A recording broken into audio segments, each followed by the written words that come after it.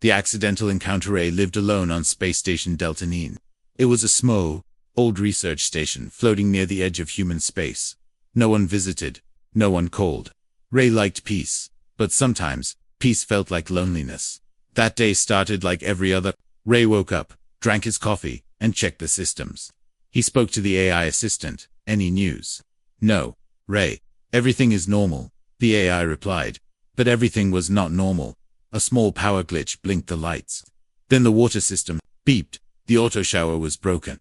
Great, Ray sighed. Back to the manual shower. He walked to the bathroom, took off his clothes, and turned on the emergency water unit. It was cold and slow. While he washed, he hummed an old Earth song. He thought no one was watching. Suddenly, a strange sound filled the room. A zoom and a flash of light. Ray turned around in panic. Two figures stood in his room. They were tall, thin, and glowing slightly. Their skin was pale silver. Their hair was white, like snow. Their eyes were large and shining like stars. They looked like humans, but not exactly. Ray froze. He was still naked. The two figures stared at him, eyes wide in surprise. One of them gasped. The other turned away quickly. Who are you? Ray shouted, grabbing a towel. The taller one looked at him and said in a strange, soft voice, "We did not mean to see. You can speak English. Now we can," the second one said. Translator adapting. Ray stepped back, heart racing. "How did you get in here?" "We teleported," said the first. "Wrong coordinates." Ray blinked. "You teleported into my bathroom." "Yes," they said together. This was a mistake. Ray wrapped the towel tighter. "You think." One of the twins pressed something on her wrist. A soft blue light surrounded them all. "What are you doing?" Ray yelled. The light grew brighter. His head felt dizzy. The walls around him disappeared, and in 1 second, they were gone. Ray opened his eyes. He was no longer in his station. Was in a round room made of strange metal. Everything glowed. Walls, floor, even the air. It smelled like ozone and flowers. He was lying on a smooth table. His towel was gone. "Oh, come on," he shouted. The two twins were standing beside him this time. They wore silver suits with soft lights on the chest. They looked serious now. "Where am I?" Ray asked. "You are in our ship," said the first one. "You were not supposed to see us," said the second. "Well, I didn't plan to either," Ray snapped. "I was taking a shower." The twins looked at each other. One of them nodded. Then she walked closer to Ray. "My name is Lyra. This is my twin, Syrah. We are not enemies." Ray sat up slowly, still nervous. "Then why bring me here?" Lyra paused. "Because you saw us, and that makes you involved." "Involved in what?"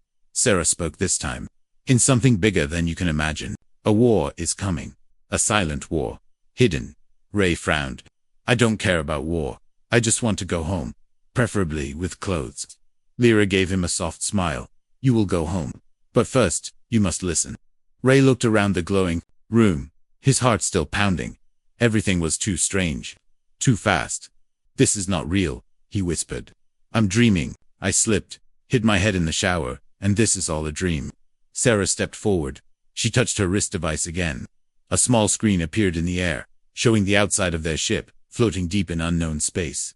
"This is real," she said gently. "And you, Ray, you are now part of something very real." Ray stared at the stars outside the ship. "What do you want from me?" he asked quietly. Lyra looked at him with glowing eyes.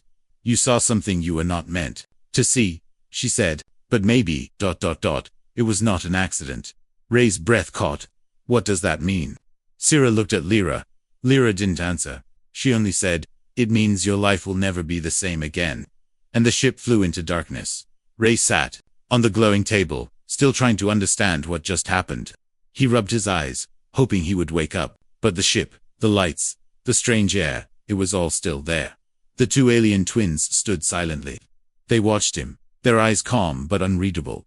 "Okay," Ray said. "So, not a dream?" "No," Lyra replied. "This is very real. I'm on an alien ship. You saw me naked.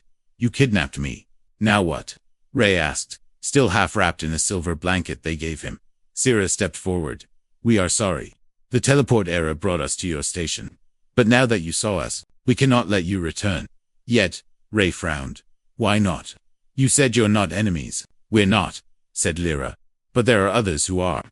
Suddenly, the room dimmed. The wall behind them opened like a flower. A narrow hallway glowed ahead. "Come," Lyra said. "We will explain." Ray followed them, barefoot and confused. They entered a larger chamber filled with floating screens. Strange symbols moved across the displays. In the center was a round table. Above it, a glowing map showed Earth, surrounded by several blinking red dots. Ray stared at it. "That's Earth. What are the red lights?" "Threats," said Zero. "What kind of threats?" "Hidden aliens. Enemies in disguise." "On your planet?" Ray turned. "Aliens. On Earth," Lyra nodded. "Yes, and we're here to stop them." Ray let out a dry laugh. "And what does that have to do with me?" Lyra looked serious. "One of them is very close to you. Maybe even someone you know." Ray's smile faded. "You're joking." "No," Syrah said. "We traced strange signals to your station. That's why we teleported nearby." "You think I have something to do with alien spies?" Ray asked. "We don't know yet," Lyra replied. "But when we arrived, your DNA registered something unusual." Ray blinked. "My DNA?" Lyra pointed at a screen. It showed a glowing strand, slowly rotating. "You are not fully human." Ray stepped back. "Excuse me, part of your DNA is Earthborn," Sarah explained. "But part of it is older, alien." "That's impossible." "No. Someone changed your DNA long ago. You might be a hidden key in this war." Ray shook his head. "No. I was born on Earth. My parents were." "They really your parents?" Lyra asked softly. Ray opened his mouth. But no answer came suddenly. The lights flickered. An alarm beeped. Syrah turned to the screen. "Ship approaching," she said. A red triangle moved toward them fast. Lyra's face hardened. "They found us who?" Ray asked. Sarah replied. "The enemy." The ship shook. Lights turned red. Lyra touched her wrist, activating a command. "We must escape." Ray stumbled. "Escape where?" "I don't have shoes." "No time." Lyra grabbed his arm. They ran down the hallway. The ship hummed with strange energy. Doors opened as they passed. Behind them, a loud boom echoed. The enemy ship had fired. They reached a small pod room. Lyra threw open a hatch. Inside was a small shuttle, just big enough for 3 people. "Get in," she shouted. Ray hesitated. "This is insane." "Ray," Sarah said, calm and clear. "They will kill you if we stay." He jumped in. The pod closed. Engines roared. A countdown began. 3.2. 1. The pod shot out like a bullet. Stars flashed past the windows. Ray held on as the small shuttle sped through space. Lyra and Syrah worked quickly, pressing glowing buttons. Ray looked back in the distance. Their ship exploded into fire. "You just lost your ship," he said, breathless. "We'll get another," Lyra replied. Ray stared at them. "You two are really serious about this, huh?" Syrah nodded. "We are royal agents of the Orin Empire. We protect peaceful planets. And Earth is not peaceful," Lyra added. "It's infected." "With what?" "With them." Ray sat back, overwhelmed. So ... "What happens now?" Lyra looked at him. "Now, we go to Earth. We hide, and we find a traitor." Ray's heart sank. "Hide, on Earth?" Sarah nodded. "They will hunt you now. You are not just a witness. You are a target. And if they find me," Lyra's voice was soft, "you die. And maybe Earth dies with you." The shuttle passed into a dark cloud. A large blue planet came into view. Earth. Ray stared at it. Home never looked so far away. Sarah looked at him. "Ray. Are you ready to find the truth?" He didn't answer. He just kept staring at the planet, his thoughts racing.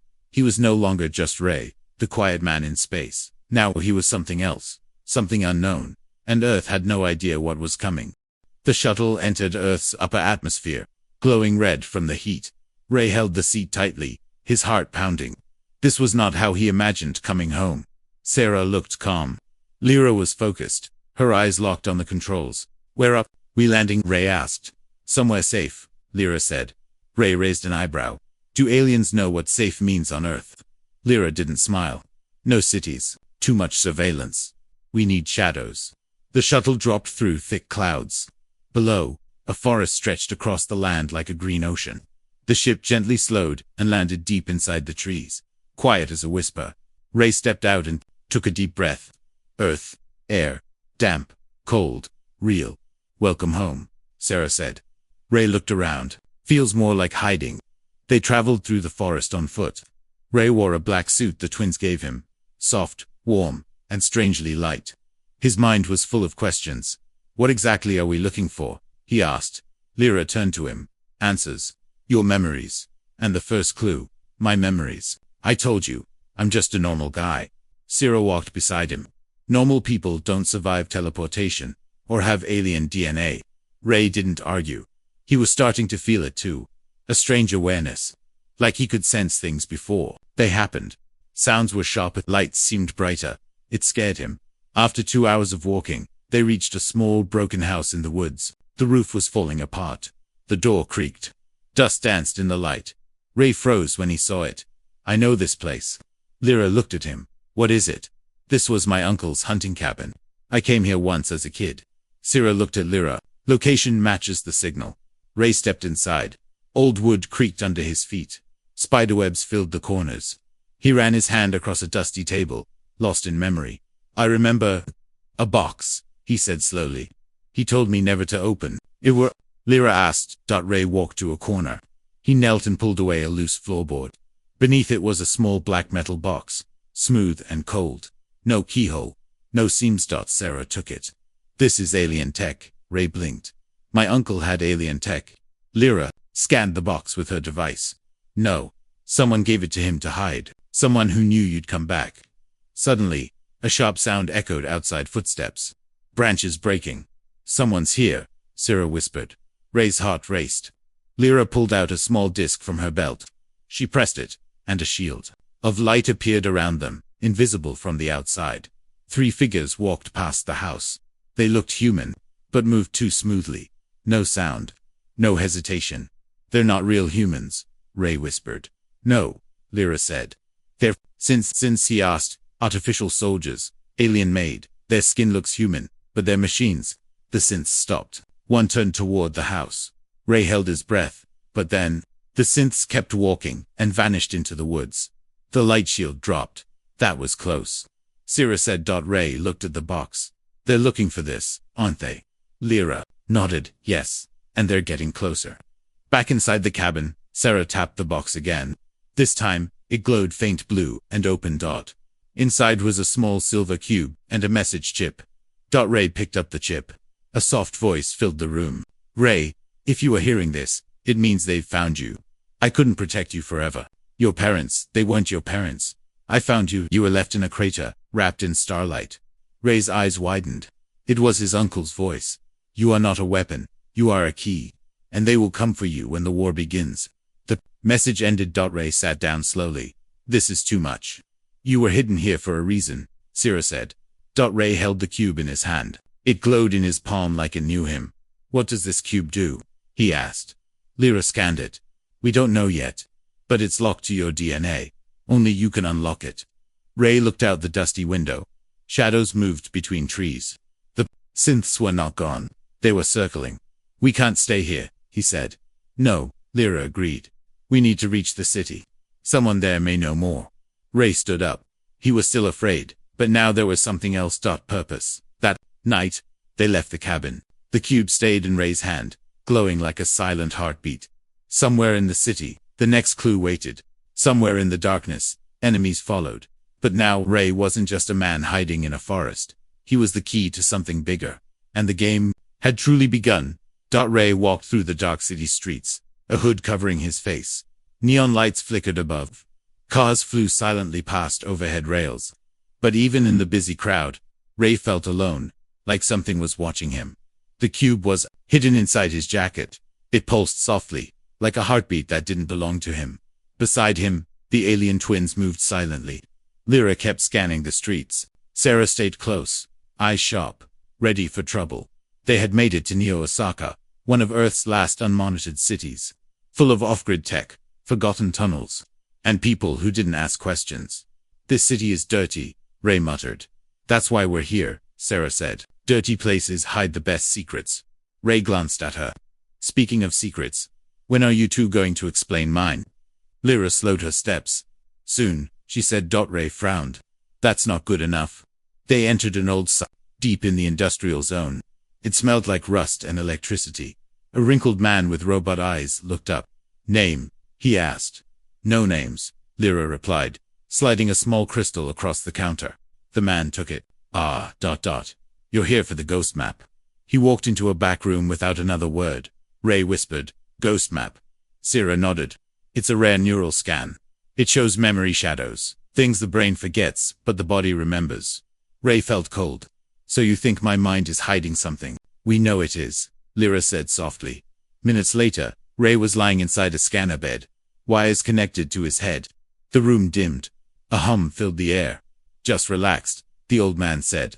"Let the ghosts come out." Ray closed his eyes. Images flashed in his mind, a forest under moonlight. Silver hands holding him. Stars spinning above. A deep voice whispering, he must never remember. His chest tightened. He saw two figures standing over a glowing pod. A baby inside him. One of the figures was Lyra. Ray's eyes shot open. He jumped out of the scanner. "What did I just see?"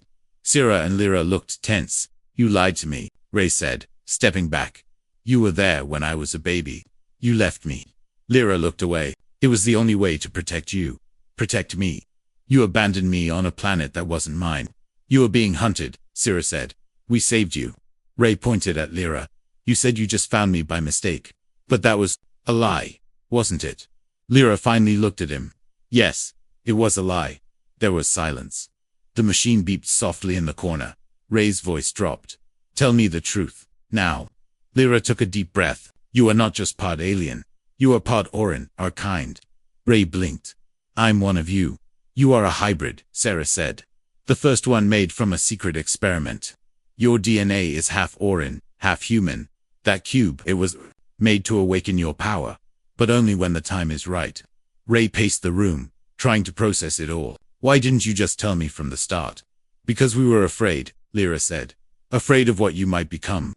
Ray stopped. "What do you mean?" Lyra looked at him with sad eyes. "You weren't just born. You were designed to be a weapon. A living code that can unlock forbidden tech." "You're saying I'm a bomb?" "No," Sarah replied. "You are a key, but in the wrong hands, a key can destroy worlds." Ray sat down. His hands trembled. "All this time, I thought I was just some unlucky guy who got pulled into an alien mess, but I was the mess all along." Lyra came closer. "You are not the mess, Ray. You are the hope. We hid you on Earth because we believed in something better. We believed you could choose your own path." Suddenly, a blast shook the building. Dust fell from the ceiling. Lights flickered. Ray stood up. "They found us." The clinic door exploded. Synth stormed in, metal eyes glowing red. Sarah pulled Ray behind a wall. Lyra fired a pulse gun, blasting to Synths backward. "We have to move," Lyra shouted. Ray looked at the cube in his hand.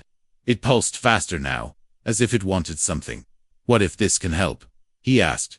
"No," Lyra shouted. "It's not ready." But Ray pressed the center of the cube. The world froze. Time stopped. The synths hung in the air like statues. Ray floated above the ground. A voice echoed in his mind. "Awakening initiated. Protocol. Guardian." Energy flowed through his body. The cube vanished into his chest. Time snapped back. A wave of energy burst from Ray, knocking every synth flat. Lyra and Sierra stared at him. Ray looked down at his hands, glowing with strange symbols. "I didn't mean to do that," he whispered. Lyra walked up to him slowly. "You just accessed the first seal. There's more ... inside you." Ray looked at the broken door, the burning clinic, the shocked enemies. And for the first time, he wasn't afraid. The clinic was burning behind them. Smoke curled into the neon sky. Ray, Lyra, and Sierra ran through narrow alleys, chased by shadows and sirens. Ray's hands still glowed faintly. The cube had vanished into his chest, but he could feel it pulsing, deep inside him, like a second heart. "We need to disappear," Lyra said, breath sharp. The explosion woke up the city. "They'll track energy signatures," Sierra added. Ray's spike was massive. "I didn't mean to blow them up," Ray muttered. "You didn't," Lyra said. "The cube did. It protected you." "Great," Ray said. "Now I'm a walking light show." They reached an old elevator at the back of a garbage tower. Sarah typed a code. The floor slid open, revealing stairs going deep underground. "We go down," she said, "far from the satellites."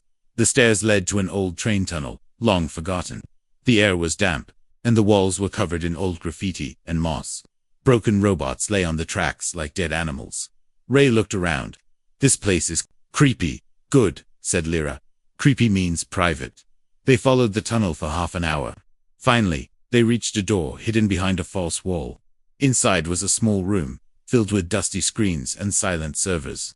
An old logo on the wall read, Geocori Earth Security Division. Ray raised an eyebrow. Government. Old Earth Agency, Sarah said. They used to monitor alien signals. And now? Now, it's dead, Lyra replied. But some of its tech still listens. She powered on a screen. Static filled the air. Then a robotic voice crackled. Incoming burst. Unauthorized data packets. Decryption in progress. ... Double quotes. Ray leaned closer. Someone sent a message. No, Sarah said slowly. Someone unlocked one. The screen flashed. A map of Earth appeared, marked with red dots. One dot blinked over a familiar location. Ray stared. That's my hometown. Lyra's eyes narrowed. It's active again. Someone is using that location to send hidden signals. Ray stepped back. Wait, that's my old house. You said your uncle lived there, Sarah said. Before he disappeared. Ray swallowed. He didn't just disappear. He died. They said it was an accident. Fire in his lab. Lyra looked at the map. Maybe it wasn't an accident. A second. Screen lit up. A video file loaded. No label. No sender. Ray clicked play. The screen showed a room, his uncle's lab. A man stood in front of a camera. It was his uncle. Younger, serious, scared. Ray, if this reaches you, then they've activated the cube. That means you've awakened, and you're in danger. Ray leaned in. His heart pounded. You weren't just hidden. You were protected. The Federation found out what we did, what we created. So they erased everything. Burned it. Me included. But I left you something. Under the tree. The old one you used to climb. If you're watching this, dig. Before they do, the video ended. Ray turned slowly. I need to go back. Too dangerous, Sarah said. That house is under surveillance. Ray's eyes didn't blink. Let them watch. That night, they stole a cloaked bike and headed west. The city lights faded behind them. As they crossed the countryside, Ray stared at the stars above. What if I was never meant to know any of this? He asked. You were, Lyra said quietly. That's why the cube chose you. But what if I fail? Lyra looked at him. Then the galaxy loses one more chance at peace. Ray didn't speak after that. At sunrise, they reached the town. It hadn't changed much. Small roads, faded signs. A quiet silence that felt heavier now. Ray's old house was half burned, fenced off, forgotten. He walked toward the giant oak tree in the backyard. I used to hide candy in this tree, he said. I never thought I'd dig for alien tech. He found the spot. Dug with his hands. The dirt was dry, stubborn. Then a soft thunk. A box. He pulled it out. Smooth metal. Same as the cube. Sarah scanned it. It's sealed. Needs your touch. Ray placed his hand on the surface. It clicked open. Inside was a thin device, like a disc, and a folded piece of cloth. Ray opened the cloth. A symbol was printed on it. A circle with 3 stars inside. Lyra gasped. That's the mark of the awakened path. What's that? Ray asked. Sarah answered. A hidden group. Exoran scientists. They believed in peace between species. They were wiped out. Then why is there a symbol here? Because your uncle was one of them, Lyra whispered. And so were your parents. Ray stared at the disc. It began to glow. A voice played. Not his uncle's. A woman's. Ray. ... If you're hearing this, we are your real parents. We are. Loved you. We let you go, to save you. Ray froze. The voice cracked. The message cut off. Lyra placed a hand on his shoulder. You were never just a weapon. You were a hope. Ray looked out at the sunrise. He wasn't just hiding anymore. He was waking up. And the world was watching. Ray sat on the broken swing in his old backyard, staring at the glowing disc in his hands. The woman's voice still echoed in his mind. Ray, ... We are your real parents. The words didn't feel real. He had always believed his mother died in a car crash. His father, a quiet man, had raised him until the day he vanished without a trace. But now, that story was falling apart. Lyra and Sarah stood a few feet away, silent. They had given him space. This moment wasn't about the mission. It was about truth. Ray looked up at the old tree. They were never really gone, were they? Lyra stepped forward. No, they were erased. Sarah added, anyone connected to Project Nova was silenced.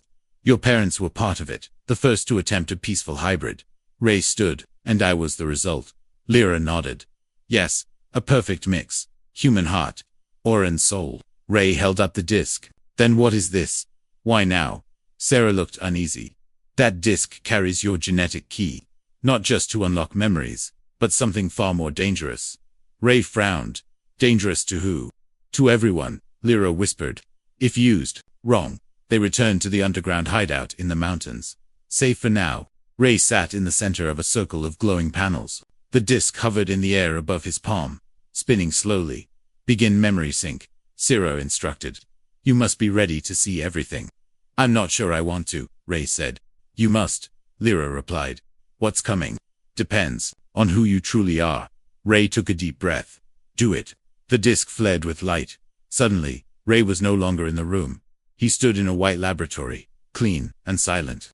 A baby himself floated inside a pod filled with blue light. A man and woman stood outside the glass, touching it gently. That's them, Ray whispered.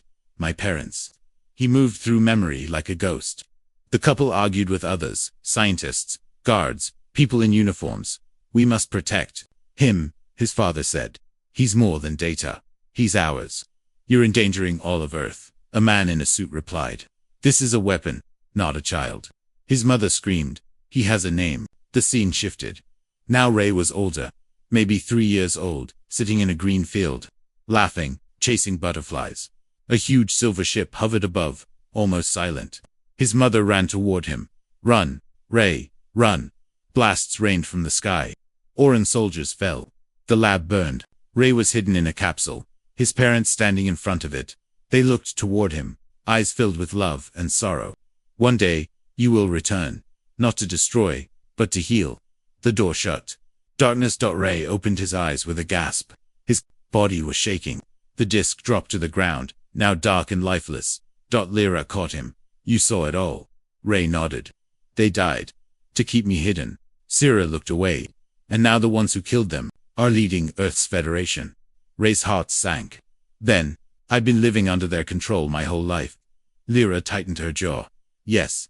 The same people who call aliens invaders are working with the worst of them. Later, that night, Ray stood outside the cave, staring at the stars. His hands still glowed faintly. He was changing. Each hour, his mind felt sharper. His body felt lighter. I don't know who I am anymore, he whispered. Lyra joined him. You are both human and Oran. You are not broken. You are whole. But they created me, Ray said. As a weapon. Yes, she said. But you get to choose how you're used. They designed you for war. But you can choose peace. Ray looked at her. Why did you come back for me? Lyra hesitated, then said, because when I first held you as a baby, I felt something I never felt before. Hope. Ray's eyes softened. You knew me before I knew myself. Lyra smiled gently. You still don't know all of you. Suddenly, a loud beep echoed from inside. Sarah ran out. We have a problem. They rushed to the control panel. A red signal flashed. Earth surveillance grid activated. Ray identified. Level 9 threat. Ray stared. They know who I am. Sarah nodded. And now the entire planet does too. They'll hunt us, Lyra said. The Federation will say you're a danger to Earth. Ray looked at his reflection on the dark screen. His eyes, no longer fully human. A glow shimmered inside them. No, he said. I'm not a danger to Earth. I'm a danger to them. Lyra stepped back, surprised. What are you going to do? Sarah asked.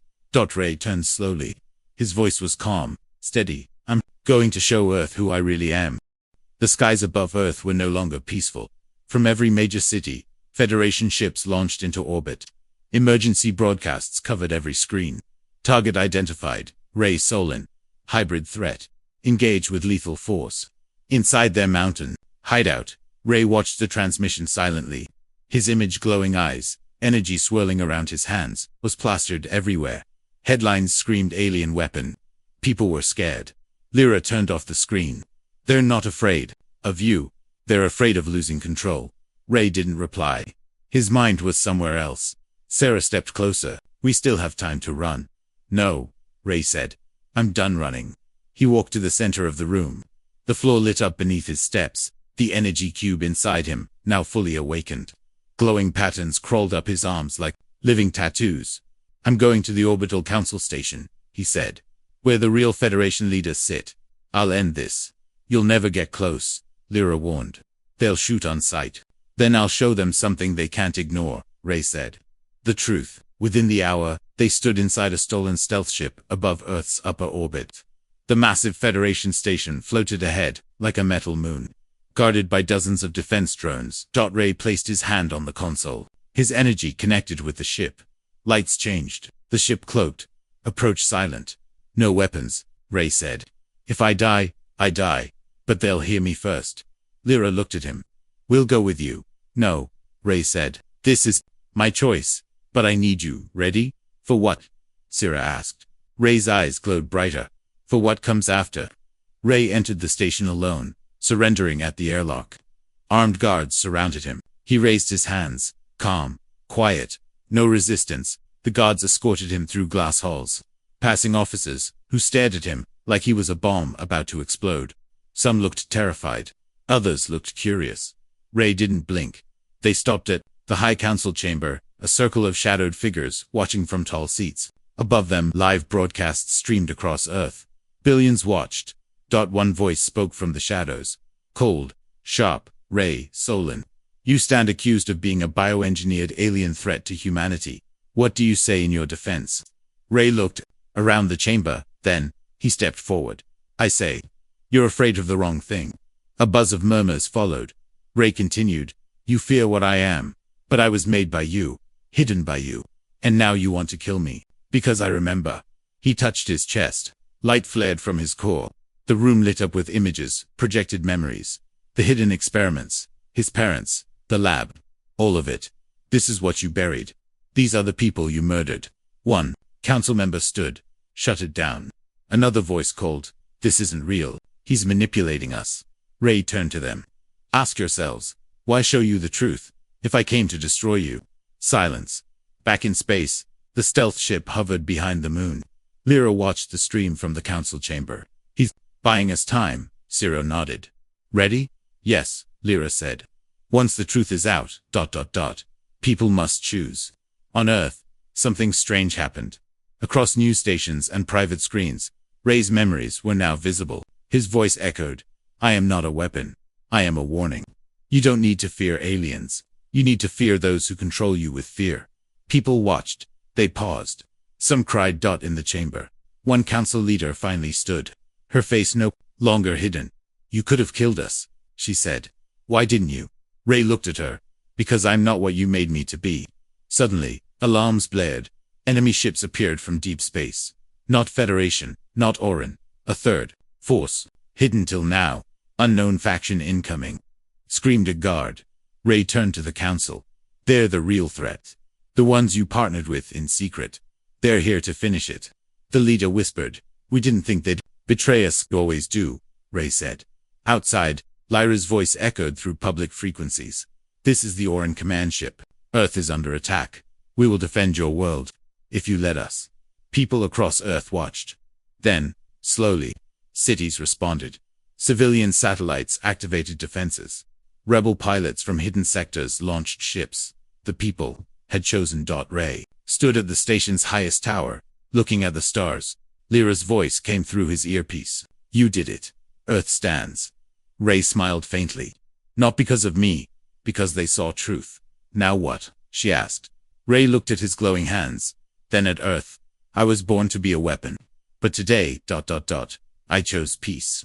Later, as the stars calmed and warships retreated, Ray sat beside Lyra and Syrah on a small ridge above the world he once thought he didn't belong to.